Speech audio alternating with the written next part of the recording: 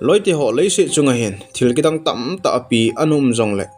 tuni nu khai sei deu hi chilima hong ki mo song kim nei ta song Kidang ta ta ho hi hobe pi khain sei ki ding hen azon chan ge in ve ding ven ikiti mo ve hi chilima hong ki mo song kim nei ta song Kidang ta ho hi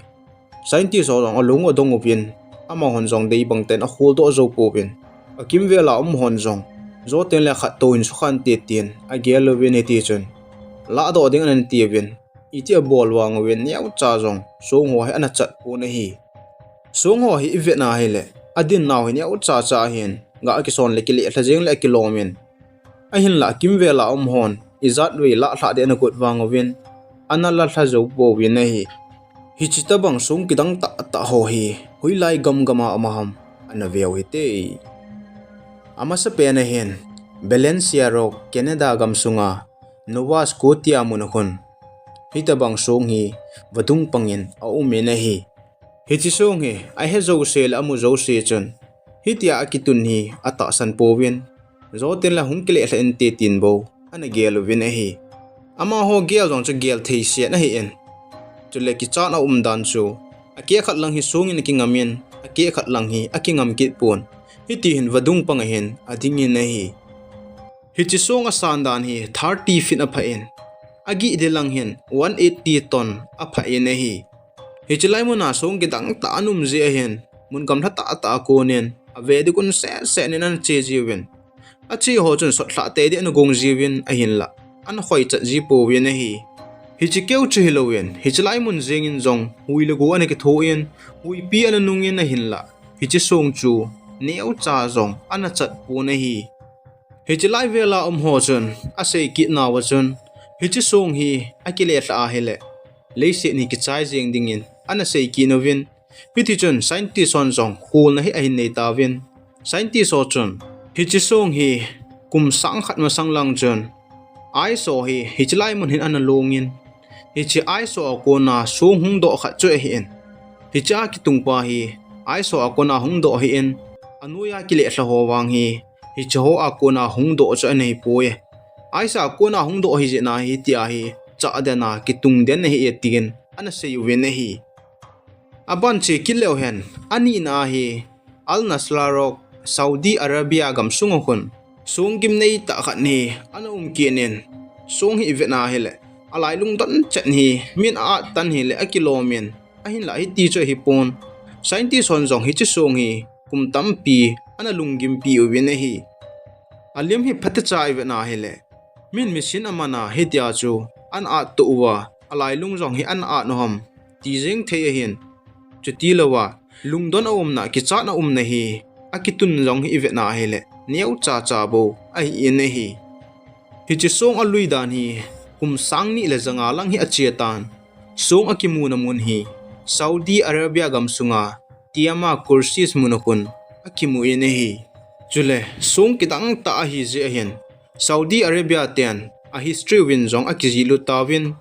chuti lawa song ake na hi kum sang khat lang achetan kum sang khat lang achun tu laya banga thi tan na ai lawa hele song a tan ho hi loading a hi en chi hi mi abang khanen chilaya mi hat million mi lal min so ho chun ana bol he tin jong agelovin abang khanen mi him bol he ponte chi elens de bol he tin jong an gel ki novin abang khanin agel ki nu chu chi ke na se ke he tin jong agel ki novin hi tia mi pi boina aso pha na chun scientist on jong a hin khol ta win I chana khol wang wa chun a khol to zo po win hi chule chi song panga hin lim aza za ni drawing a ki bolin a ki semin cho wang hi mi him te ki chip na hi le a ki lo mi na hi chi song Kidang hi koiman a khol do zo lo dia Kidang ta hi je hin ama hon jong al nasra rok tin amin vo ta win hi aban chi ki leo hen athum na pa hi Krishna Butterball India gam sunga ki mu hin chi hi bol to kilowin akimu na hi Tamil Nadu Mahabali Puram munahun akimu na hi chi amu da wa konjon alungo dongovin tuni chanin koi machan ipiti umham ti chu a khol do nai po win hi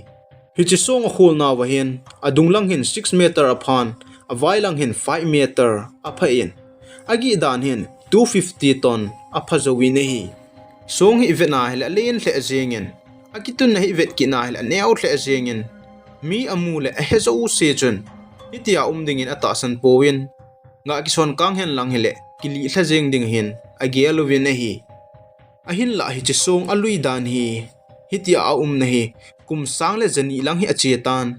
tu lai khanga amula hezo se akicha naw alung don naw he thu chom hi tale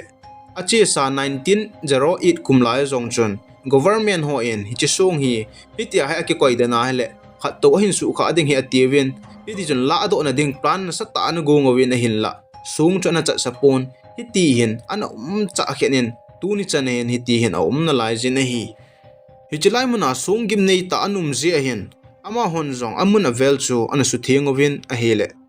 tu lai a hin mun kam thata ta ko na he zo se hichi sung ve digun se na hin ana chi ji tawin hi chule ana chi ho zong su abang bang sung no hin adingowin hi ti hin limpo ana kila pg win hi hichilai vela kolpathin ho ho khun asei ki no wachun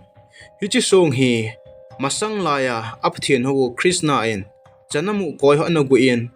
hiche gu na chun khat ana kile thla in hicha hen achu e hicha achu je na hi tai den na hi ta ye tin ase yovin agelovin hiti chun ama hon jong apathinu krishna ho na in abang bang tingle ana nei ji win hi hichi song kidang hi hichilai muna hi ipiti the ham koi machan akichi a hepon scientist so jing in jong a hol do zo po win hi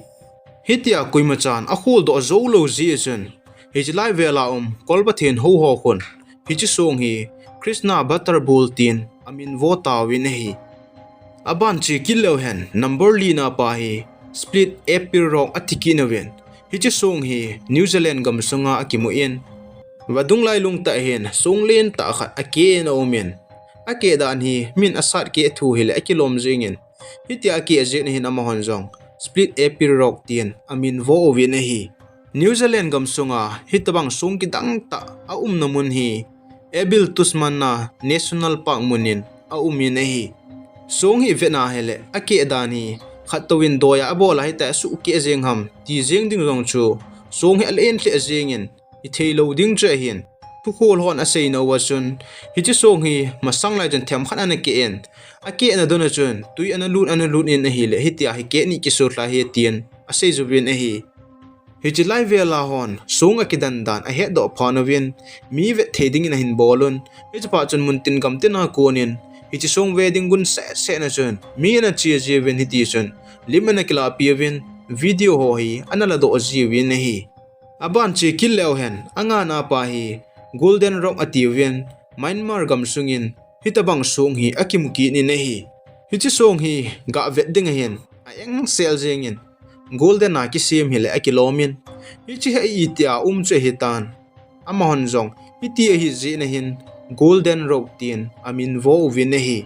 chule hichi song na Myanmar gam sunga moon state ati naw mun khono omin asan dan hi 3600 feet apha in hi Pathen song hi velew chen kile thale kilom jengin ahin la akum kuma hitia hitan tuni chana hen acha sapon hiti hin jengin iti chun Myanmar gam sunga mi ho khun puzaman na injong anei tawin hiti hin munnom ta akim vela hin aso tawin hi hijilai vela hon hichi song hi apathin pawin atun peu apai pi danawin a gelwin puzaman na in amanguwin mun gam ta aho ki ba api honjong hijilai muna puzamang ding hin achi ji win hi chule song hi ivetna hile song man tam hile kilomin song man tam wang hi pon ale pe na wang khon song man tam umin hi hichi song hi amu ti lo bachon kisu khana the hi atiwin iti jon sot thla te ding an go ngwin ahin la acha sapon Myanmar gam sunga a hat pen pa rong jo sot sa ovin ahin la ason but po na hi